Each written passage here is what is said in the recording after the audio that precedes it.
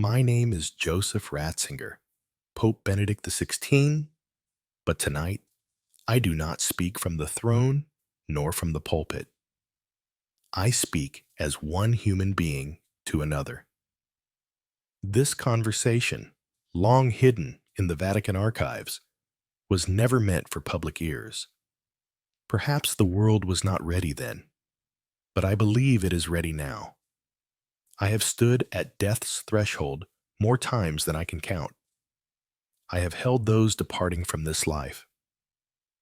I have witnessed the flicker of their final breath, and in that fragile moment, I felt something else. A presence, tender and luminous, like a candle's flame in deep darkness. Not fear, not emptiness, but peace. Something eternal whispered in those silences, and nothing in the world has been the same since. Do I believe in life after death? Yes, unreservedly. Not because I was taught it as a child, but because I have seen it, faint and fragile, in those last words and lingering glances. The soul, what is often misunderstood as ghost or myth, is not the shadow we fear. It is the life that endures, the spark of the divine breath that does not expire with flesh. Listen closely. Death is not a full stop. It is a comma, a breath, a turning of a page. For the soul, this world is but a chapter in a story that stretches far beyond our lifetimes. The Holy Scriptures speak of heaven and resurrection, not as distant fantasies, but as realities into which we are invited. But let me offer you a deeper truth. Heaven is not somewhere you go. It is something you become. In the tremble of your first prayer, in the offering of forgiveness when you had every reason to hold a grudge, in the silent moment you shared with someone who felt alone. In each act of compassion, you shape a place within yourself, a space that eternity already occupies. This is your sanctuary.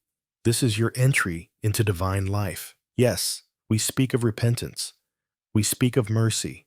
But these are not formulas. They are doors, doors through which we step into healing, not only for ourselves, but for the world around us. That healing does not end with the body. It continues beyond death, as love's witness, as healing's echo.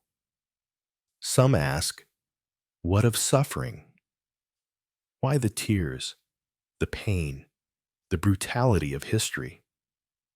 I do not pretend to have answers that calm every ache, but I stand in conviction.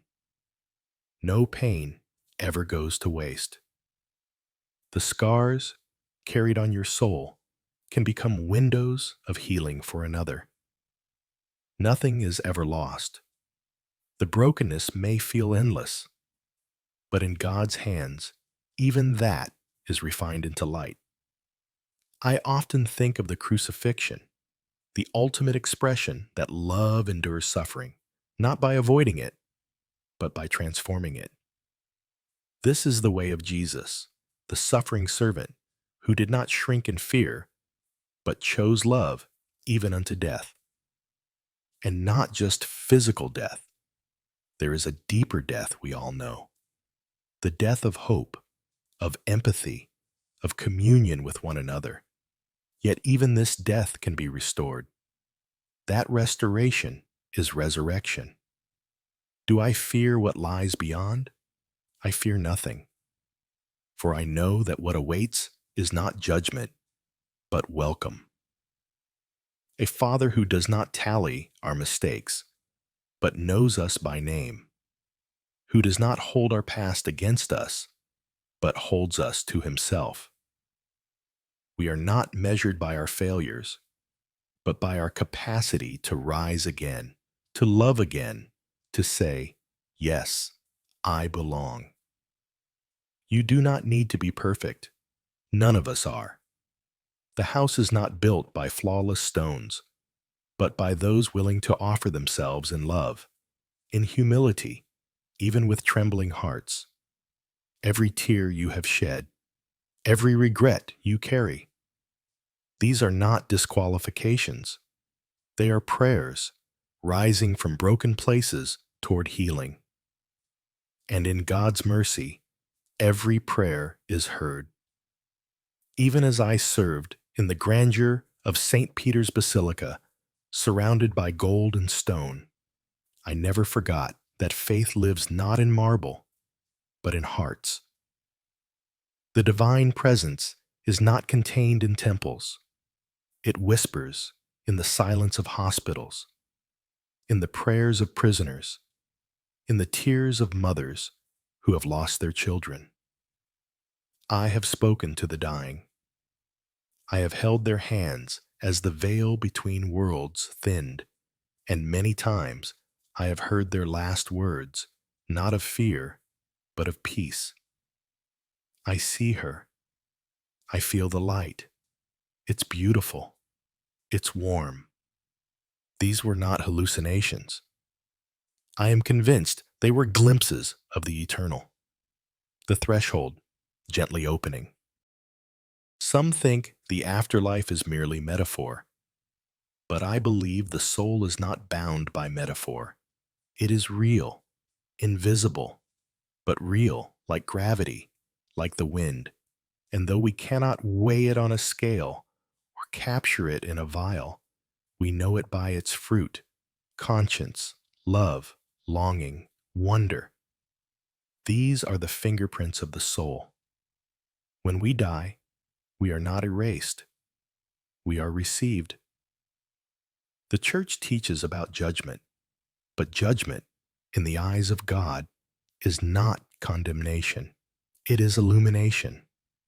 It is the soul finally seeing itself clearly, not as others saw it, but as it truly is, in the full light of divine love.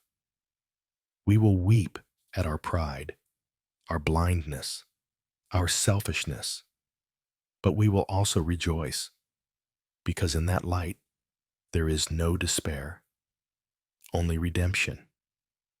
The purgation of the soul is not a punishment. It is the cleansing fire of truth. It burns away illusion, not dignity. It prepares us for the embrace of a love so vast, so gentle, so holy, that we could not yet bear it in this life. That is why we must love now, forgive now, heal now, to stretch our souls toward that greater light.